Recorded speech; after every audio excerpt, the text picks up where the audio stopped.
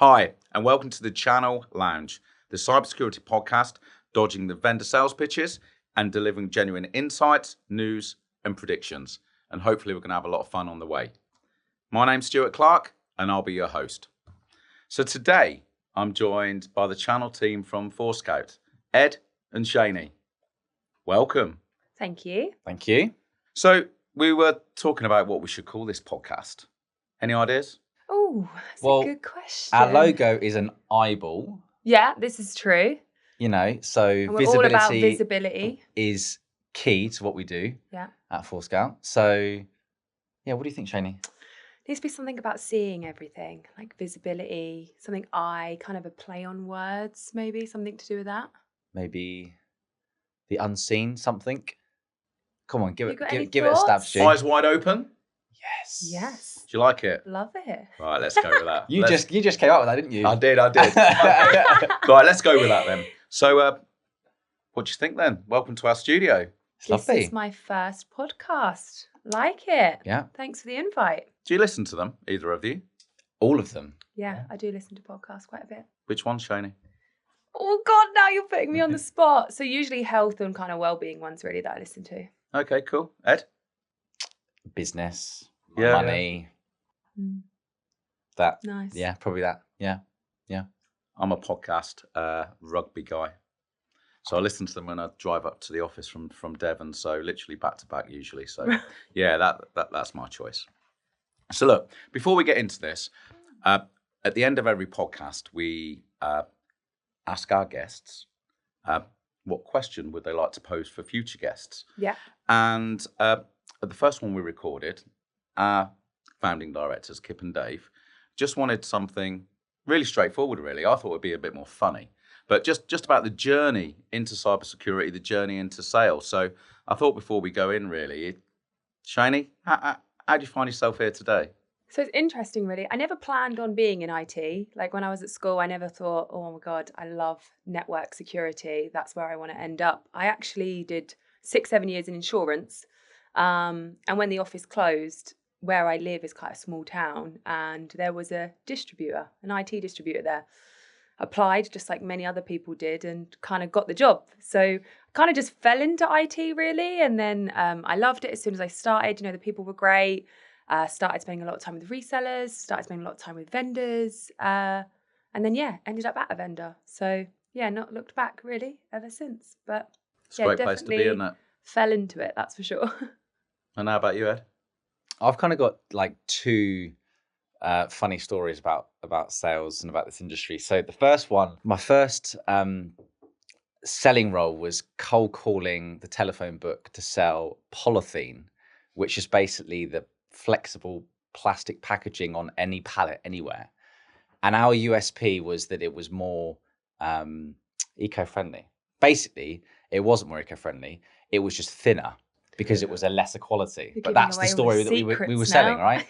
So that kind of, did that for a relatively short period of time because that was pretty brutal. And then I figured out I quite liked sales when I worked at Legoland, and they were like, we need to sell more deluxe hot chocolates. And I was like, I'm your guy. And what I would do every morning, I was in the food and beverage part of Legoland, and I'd set up a normal hot chocolate and then a deluxe, which had the cream, the marshmallows. And I was like, sir, madam, you don't want this standard hot chocolate. You want the deluxe. And I never sold a standard hot chocolate. Didn't make any money out of it. Yeah. All the profits to Legoland, but that's my kind of journey into sales. Wow. That's really insightful, that story, isn't it? And it explains a lot. Yeah. There we go. Right then. So I think before we get into the content of the core of the podcast, right? We talked over lunch last week, and we were talking just about how noisy this industry has got. And I think we started to talk around InfoSec and, just the volume of vendors, the choice, but then also the mixed messaging as well. What are your guys' thoughts, having, been in this industry some time now, where we find ourselves today, and just the sheer volume? I mean, I was just going to say, from kind of working with some kind of super huge partners to some kind of really small boutique partners, I guess there's a big confusion around vendors messaging. Every vendor claims to be the best. Every vendor claims that they're innovative, and every vendor will say, you know, they have their kind of USP or they have their kind of go-to-market messaging, but very often they're all really similar. So a lot of email vendors will say, you know, that they're the best and they're using AI, and a lot of network vendors say they do a lot around visibility, but visibility of what? You know, it can be a very confusing kind of minefield for a lot of partners to know where to spend their time, where to focus, and what the differences are between those, or where it's important for them. Yeah, I agree. I think a term that kind of keeps coming up is overwhelming, really.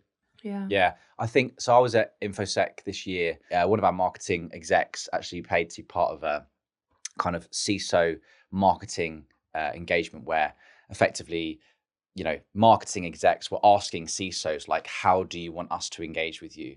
And the first thing that they said, they were like, we don't go into InfoSec because it's overwhelming. It's too much noise. It's too pushy. We don't really get anything from it, right? And I think I sympathize a lot with the channel because, you know, and customers. So like there's so many vendors and so many people, so much noise that not only do the partners not know what the right thing to talk about to their customers are, but there's also the customers don't really understand, right? Because there's so you know, people are paying a huge amount of money to just be the loudest share of voice. And I was actually asked recently to deliver, you know, a presentation within, you know, Forescout's channel organization about how to, you know, overcome too much information, how to be a better presenter. And through researching for that session, I kind of came into this sort of term of like the curse of knowledge, right?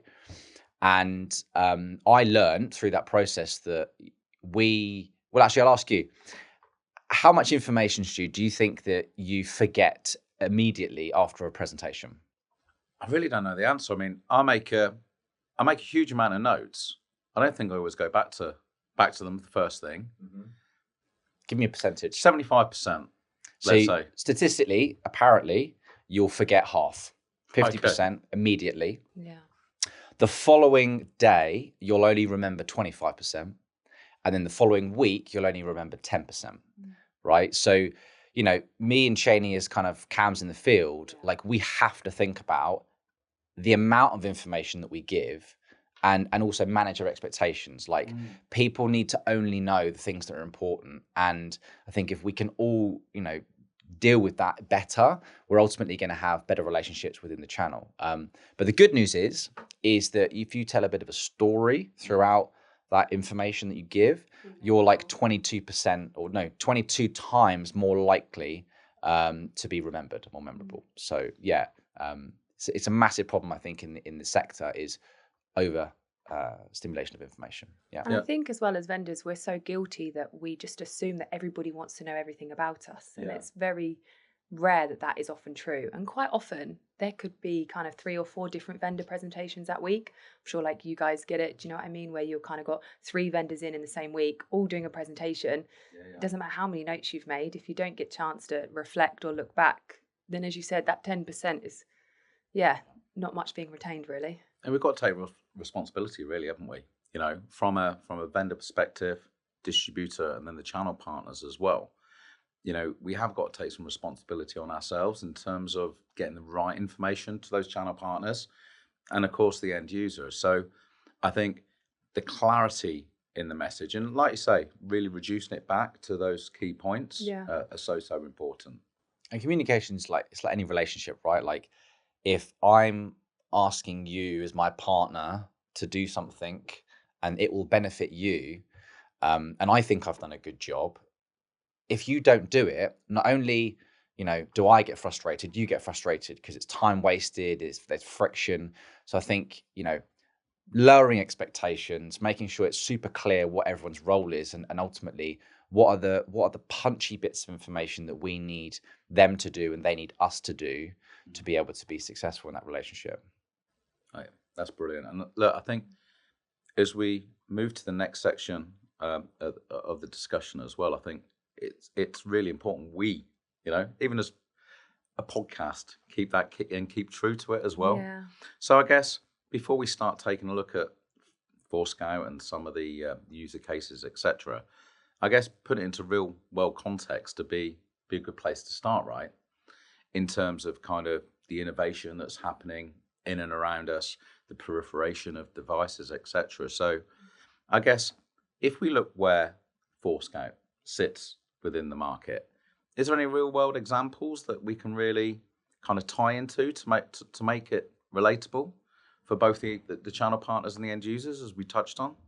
So I think we're like spoiled at Forescout with that, and I'll explain why. Because a lot of vendors, they're so focused on kind of data, right, which is really hard to see.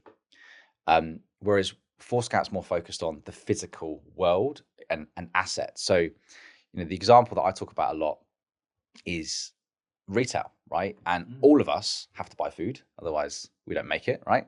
So you've all got to somehow figure out the way to buy food. Maybe some people are doing it online, but a lot of people still go to the shops, right? And you can see this innovation coming to life within your local large brick and mortar supermarket, right? There's not, it used to be that there was a single space of self-checkouts and the rest was just, normal checkouts. Now you've got the whole place is self-checkouts, but different flavors of self-checkouts, right? You've got the price tags going from that physical bit of paper, which now feels archaic, to digital price tags across the store that are connected up, and offers and prices can be changed, digitally. The stuff that we don't see in the stores, which are the cameras that are in the aisles looking at what you're doing and where your eyes are and where your attention is. And then you've also got the way in which we navigate those stores and all that kind of stuff. So I think we are experiencing that innovation like in real time, and that's why I kind of feel spoiled for Forescout, because we're able to kind of give that message to the channel and they can kind of connect with it, and that's for all industries, right? You can kind of think of those examples on how your own life has become more modernized because of some of those sorts of things. I think it's so key. I mean, I think the number of connected devices, as you look at it as well, there's so many more, isn't there? Even the digital touchscreens, etc. Just the TVs that are around the places as well. So I guess, the explosion's huge.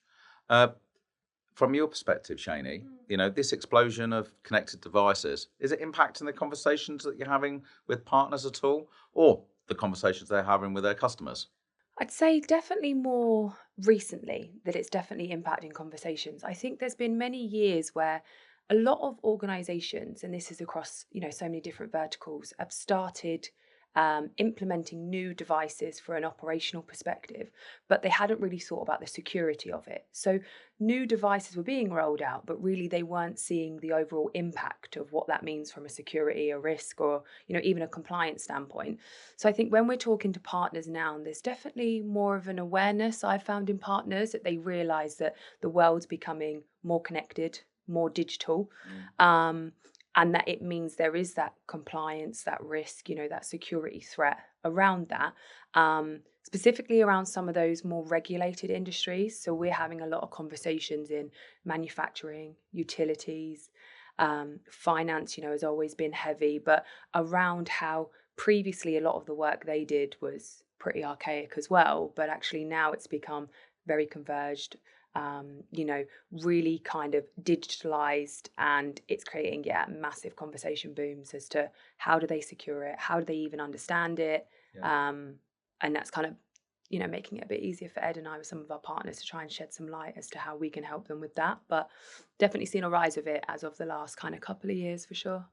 That's really important context, because I think if we look at it, right, there's been the explosion of the devices, the varied devices, as you say, the merge of OT, IoT. But then those teams and the individuals, I don't think have probably grown exponentially like that. All the skills needed to go manage that proliferation as well, right? So I think organizations have maybe remained static, but the infrastructure and the connectivity around them has exploded, right? So I guess that's where we as a vendor can come in and start to have those conversations about how we can help some of those problems, and going back to the basics, I guess. It is fun. We like to talk about fundamentals, and I'm having this conversation a lot actually, where customers have rightly so invested in cutting edge cyber tech, right? There's lots of different acronyms. I won't name them because I'll probably lose myself. But ultimately, a lot of spend is happening for customers to try and protect themselves between all these different attack vectors. But when we ask customers, do you know what's on your network? Like, do you know right now what's on your network and what's trying to come onto your network continuously? Yeah. The answer usually is no, right? Mm-hmm. And then we've got really interesting dynamics happening within customers, because think of a utility type company, right? You've got the IT team over here, and they're suits and ties and keeping the operations of the IT function. Then you've kind of got like the operational guys and girls who maybe have some boots on and high vis, and they've got hard hats, and they're over here. They talk completely different languages and they care about completely different things, right? These guys are probably more security focused. These guys are more operational focused, and their primary objective in the OT kind of operation world is uptime, right? Whereas that's not necessarily their primary objective. It's different.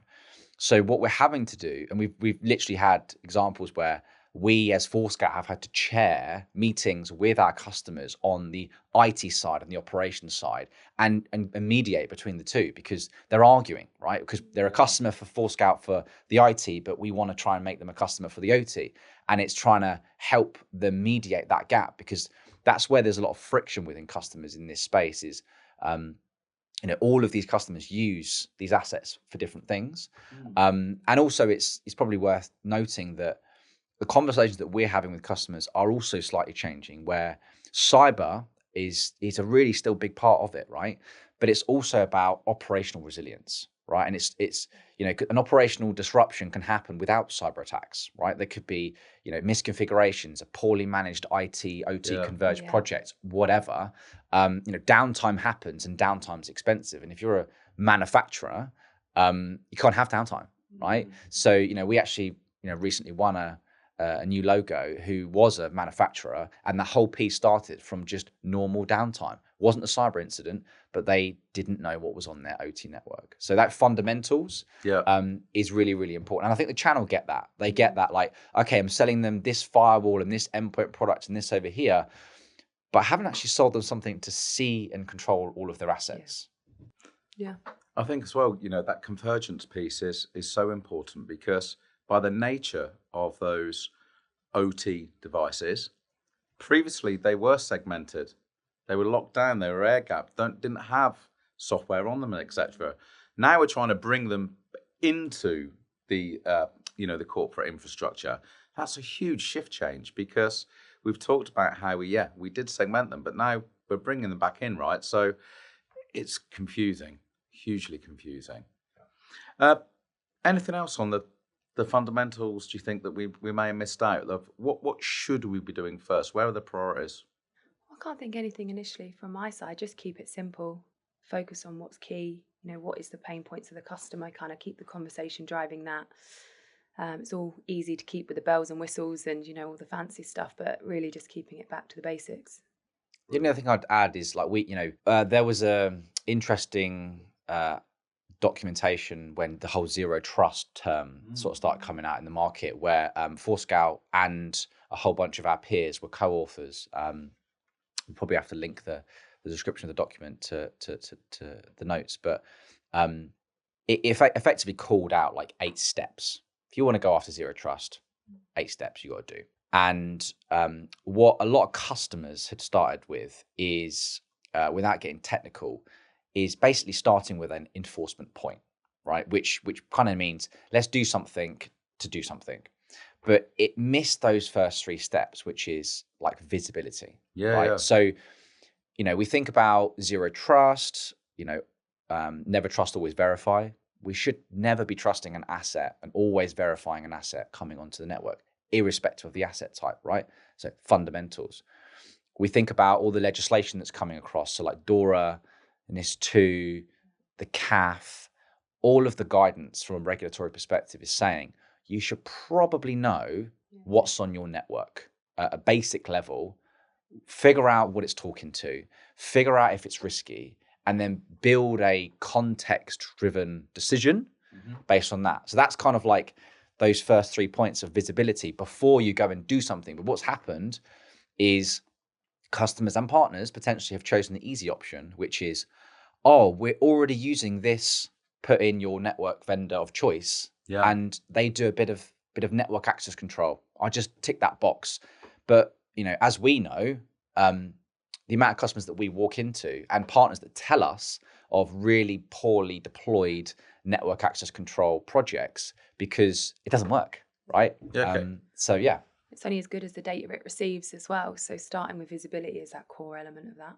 So let's maybe dig into that a little bit deeper, right? In terms of how our partners can lead with a consultative sale, I guess, and motion into that, into their customers. So if visibility is where we start, how can we put everything we've talked about, the theory and, you know, our thoughts here, how can we put it into real life and maybe, you know, start looking at the assessment piece and maybe some customer examples as well? You had quite a good one recently, didn't you, from an assessment? Yeah. So, I think the one thing we've got to make sure we do is every vendor's got an assessment, right? So Forescout's not unique in having an assessment. And to our initial theme of making things clear and concise, you know, we understand that. But where we believe Forescout can help the channel in terms of the way that we deliver assessments is it's proper evidence of you know, the problem and the problem statement, because a lot of the stuff that we do with customers and partners is potentially unbudgeted, right? Like they don't have a budget for a Forescout right now. So and you know, the channel don't want to be picking up the phone and recommending something to their customer where they don't have any money, right? So first off, the assessment that we deliver has proven to be a great source of gaining access to budget, right? So I'll give you a couple of stories. So first one was an Irish manufacturer who, actually the previous example, they had a bit of downtime, and like they came to one of our events and they spoke. It's actually one that Shani led, and they were like, "We need visibility in OT," right? So the cool thing about this assessment is we didn't touch their network, so they effectively gave us some of their data across a very small set of their OT, you know, assets. And lo and behold, we found a bunch of interesting stuff. We found there was highly critical assets for production of the goods. There were critically known vulnerabilities within the environment.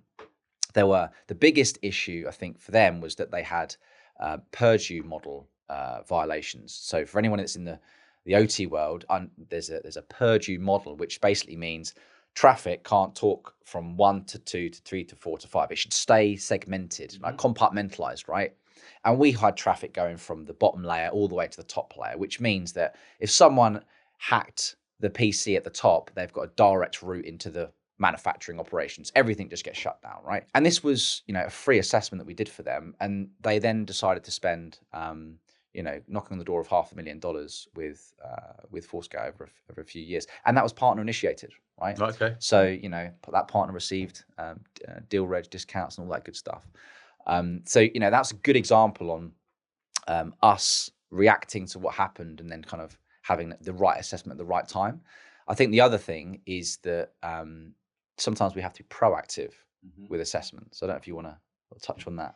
Yeah, just in how we kind of communicate with partners is a lot of the time they're trying to take something to their customers that perhaps will engage in new conversation. Perhaps it's an opportunity or a customer that's not as warm as some of their other ones. So the assessment angle is a good opportunity for them to kind of reignite that conversation and also kind of shine a light really on the area of the unknown. So a lot of the time, a customer, for example, as we've kind of said, they might not know exactly what they have on their network. Yeah. So suddenly when you start having that conversation to say, listen, we can help you and it's not going to require a box being installed, you know, it's not going to require people on site. Actually, it just takes a bit of time from your side to kind of get your techies and our techies synced up to kind of have that conversation and say, right, let's take some data just from a core part of your network. Soon as you can run that through, as Ed kind of mentioned, it means that then you've kind of got, you know, the evidence to say, you know, this is what you have, this is what we see. And this is kind of our recommendations on what we should do about it. It makes the budget conversation easier. It makes getting buy-in easier from kind of leadership. I guess on the flip side of that, sometimes people don't necessarily want to know. And I think it's worth calling that out. I think it's a good point. Sometimes people don't want to know they have all these devices. They don't want to know the unknown. Yeah. So as soon as you say, by the way, we think you've got an extra 30% of devices that could be critical, could be a risk, a lot of people will go, oh my, I don't want to know that. You know, some people like to be living in that, I'll just focus on what I know. So I think that's where the relationship with the partner and the end user is really important, because if they have a good relationship where they can kind of talk about the value of this and how it can help them from the future, and they talk about, you know, the compliance and the regulations of if they are breached or if they do suffer downtime, it can usually help with that kind of hurdle. But I definitely think we do come up against sometimes that kind of customer saying, oh, we prefer not knowing. But we have some really strong headlines, right? So like, you know, one quite large, well-known retailer that is now a customer, like we found that like 70% of their assets on their network were not in their asset inventory. That's crazy. Yeah. Just from a productivity perspective, like how are you going to deal with stuff if it breaks? And then the final point I'll say is sometimes you know, the stakeholders that we speak to Shani's point, they're like, I don't want to know my dirty laundry, right? So then we have literally gone straight to the top with, hey, if we could show you everything that's on your network, the level of risk, would that be something you want to do with us and your chosen partner? And we went from a customer saying, we don't want to speak to Forescout, to we're now straight in at CISO level and they want to speak to Forescout with the partner. So, you know, sometimes it's about making sure that we're engaging at the right level. It's so powerful. And I know it can be very complex in terms of some of the examples that you gave earlier on, but is the kind of, and no, if we were going to strip it back and make it really simple, in terms of on average, the number of devices that a organization have or believe they have versus the reality, what is it roughly? I guess every vertical is different. So some verticals, it's massive, as you can imagine. Like retail, for example, is kind of one of the ones that are in the news quite a lot at the moment, but also their unmanaged assets are far outweigh their managed assets now. Whereas certain other verticals, for example, like finance, although they're heavily regulated, their managed assets ultimately still outweigh their unmanaged assets. So it definitely depends on the vertical, but, you know, we kind of talk with all these different customers, you know, from a different reason, but it's a hard one to call out. If I was going to put a number on it, I'd say 30%. Yeah. Usually we find 30% more assets. There was this one case who they told us they had 4,000 assets, and then we found pretty much 4,000 more assets. So we found a whole network that was hidden, which is just bananas. And the thing to add to that is quite often when we say to them, how many assets do you have? They kind of two elements to that. They can say, oh, well, we have 4,000 assets, and they've gone out to their managed tools that they have, like their EDRs. Or they can do a piece of work where they have a look at kind of all their other networking tools that they have and say, oh, we found, 5,000 assets, for example. But that could be quite a lengthy piece of work in terms of getting the data. Quite often the data might not then be accurate because it's a point in time solution. So then suddenly they've got this bigger number that they can tell us, but the data isn't accurate anymore. It's, not continuous, not real time. So that's kind of where we come in. That's slightly different. But yeah, it's a hard one to... I don't know any customer so far that said, I know X amount of devices are on my network and it's been accurate. I think that answers my question. And I think, to the topic we touched on earlier on about getting those basics and fundamentals right, that really does start to paint a very strong proposition for a partner to go and have that discussion with the customer, right? Some real value there. So we've mentioned the partner a couple of times here, and that's what we're all about, right, for our audience. So in terms of everything that we've discussed, what is in it for the partners? So why should a partner with Forescout today? Oh, I guess there's a few different reasons. I mean, one of the things I've been working on a lot with partners at the moment. You get an Ed. Oh, yeah, cool. I like that. Well, to start with. Enough said. I think we're done, aren't we? Yeah, I mean, I do think relationship is a key point. I think people buy from people. My background is distribution, and there's certain vendors I remember working with because I liked the team. And there's certain vendors I thought the product was great, and hopefully you have the two of them combined. I definitely think from a partner perspective at Forescout, we do a lot to try and be, worthwhile for our partners. Every vendor has a partner program, or every vendor has a partner portal where you can raise deal registers and stuff like that. But we do try to do things that make it more appealing for partners, whether that's our incentives, which are good, our enablement, our marketing, our days out. Ed and I, maybe more Ed than me, are always trying to think of different ways we can kind of spend time with our partners, and things like that. I'd say, that's a good summary on kind of the people side. I said on maybe more of the market and segment side. If you look at all the growth trends in IoT, OT, all the big vendors are trying to get into this space. We've been in this space for a long time. So, if you're looking to kind of place a bet with a vendor that is, really quite mature in understanding how to attack the problem statement, which is, I don't know what's on my network and I need to secure it, like Forescout the guys and gals to do that with you. We're quite confident in the fact that 100% of our business is channel business. We don't do direct deals. Our leadership are really strong on that. We haven't done direct deals in God knows how many years. So I know that's a big thing for the channel. So you can trust Forescout to make sure that we will back that partner that backs us 100%. And we're really flexible, right? So I mentioned deal reg. We've got a great deal reg incentive program where we reward quite heavily. I'm sure you'll probably ask us about that. We also want to reward where the deal reg is not the right thing to do because it was known to Forescout, but actually if you're a partner that we want to work with, it's okay, teaming plan. How does that teaming plan look? Because some usually it's either it's known by the vendor, or it's not known, right? And that's either deal reg or no deal reg. And there definitely is a grey area and a middle ground, which we're quite flexible on. Yeah, you've still got to take the partner on that journey as well. For me, so that teaming piece is so important, especially in the early days of enablement that we've also touched on. So there's a couple of points I wanted to call out here. So first of all, we talked about verticals numerous times through the conversation, and one of the things that's really impressed me around the Forescout go-to-market with the partners is the campaigns in a box. Now, we've all been around a long time, and I think we've all heard the term campaign in a box, but it's never in a box, and it's never end-to-end either. It's missing assets, or there's things, or it's a concept, or it's a slide, and I think what Forescout have done around the verticalized campaign in the box this year, starting with healthcare, then manufacturing, the utilities to come, I really do think it's everything that a partner needs. And what are your comments on that? What are your thoughts on that in terms of how a partner can really utilize that? Yeah, see, I've seen a really good uptake for kind of the smaller boutique partners. Perhaps they have smaller marketing teams or, smaller sales teams that they've really enjoyed the campaigns because it's kind of ready to go. They don't have to spend a lot of time building out social media posts or building out emails or call scripts. The campaign's there. All they need is, someone like us or yourselves to really just kind of guide them through that. Some of the larger partners, I think it's slightly harder for them to kind of get on board with campaigns in a box. I know you work with some of our largest partners.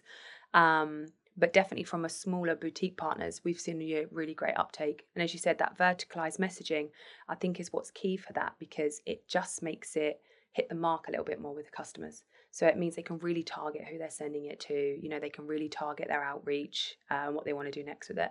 And I would say, again, because we're in the asset business, the assets change per vertical. So we're spoilt really, because if we're thinking about how we connect with partners and customers in healthcare, let's just think about medical devices, right? And we start having that story around medical device visibility, medical device resilience and security, right?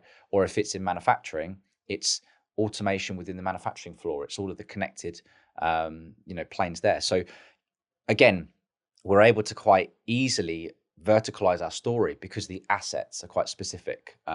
Whereas if you're kind of just selling something that could be sold to anyone and the story doesn't really change, it's hard for the channel to potentially connect with that story. So yeah, the campaigns in a box just sort of back that up from my perspective. Yeah. Totally agree. So the bit I did want to close on, and Ed, you mentioned it, incentive. There always needs to be an incentive, right, from a channel. We need mindshare from within the channel. So what have we got for H2 from our partners, and how can they make the most of the Forescout piece? Yeah.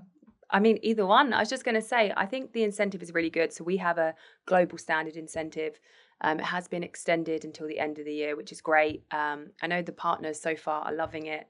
I think I've got just under 20 claims that I'm doing for June now, which is across some of my UK and Irish partners, some of which is the same sales rep has been able to claim it 3-4 times because they've got 3-4 opportunities with us. And funnily enough, they're sending me their account lists and we're trying to see what other opportunities we can kind of spin up. So I definitely think it's a great reward, and it rewards good behavior as well. So I don't think it's enticing, perhaps the wrong behavior, which is great. And I think, trying to think if there's anything else I'd call out. I'd say from my, so I've, this is my 5th vendor that I've worked in now. And every vendor's got an incentive program.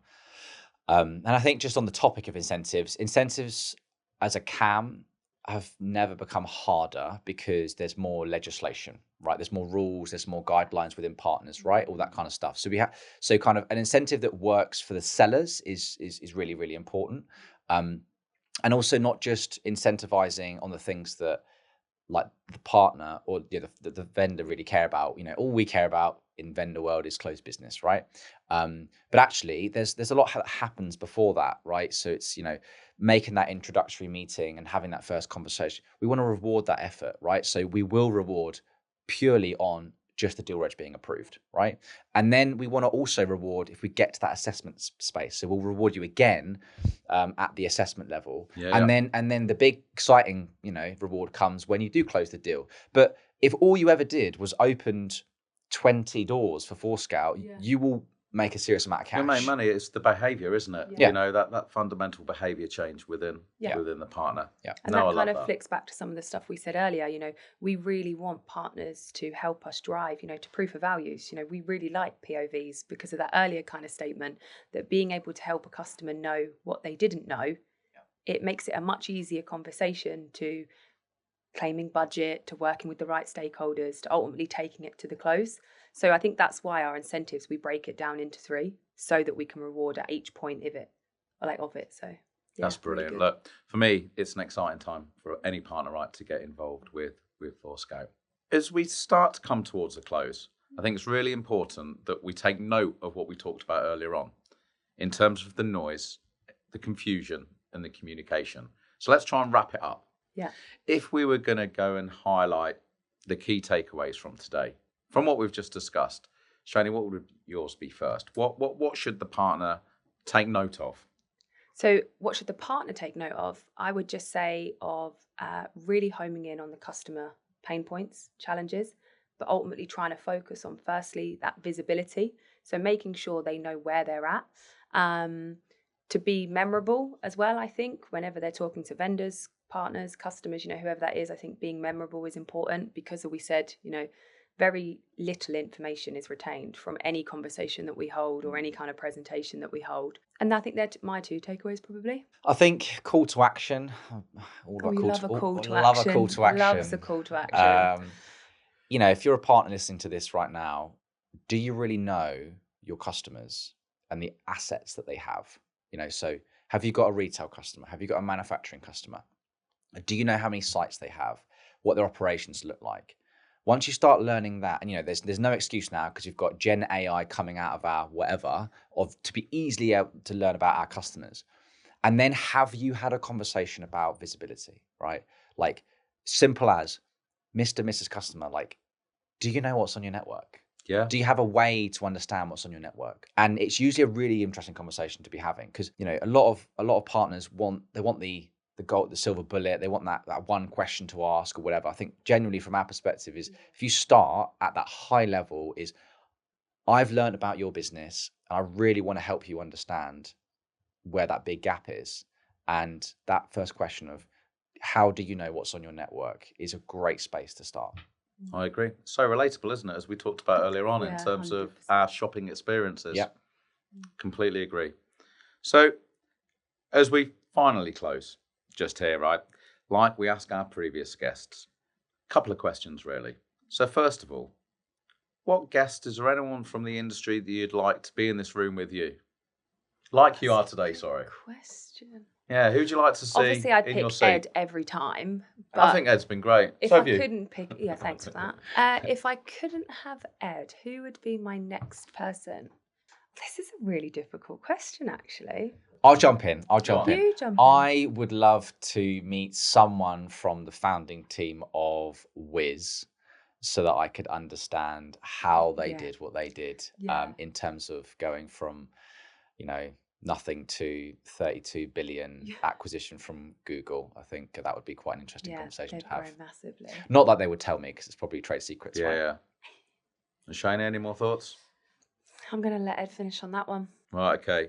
And whoever is in here, you've mentioned in terms of the founder of Wiz, but any questions for any future guests? Is there any question? It doesn't need to be cyber related, but is there anything you'd like to know? I guess my question would be, what keeps them in this industry? Yeah, good. What is it about this job that keeps them here? Yeah, we talked about why we entered it. Yeah, no, I agree. Ed? Probably what is the one thing that they're doing that's innovative, that's different to everyone else, and how are they being, as we said, memorable? Brilliant. Well, Shani, Ed, I've really enjoyed having you in the Channel Lounge today. Yeah, thanks for having us. It's been good. And for our listeners and for our viewers, thank you very much. I've been Stuart Nairne-Clark. We've been the Channel Lounge. Please follow us on all of the channels, Spotify, etc., and we'll speak to you soon.